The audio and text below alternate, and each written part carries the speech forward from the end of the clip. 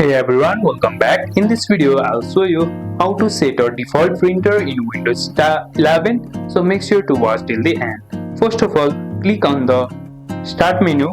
First of all, open the settings. You can search your settings simply and open it, or you can use Windows plus I to open the setting, which is the shortcut key.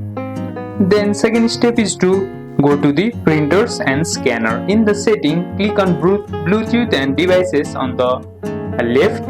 You will see Bluetooth and devices. Here, go to the printers and scanner. After going here, you will see the printer and scanners available button.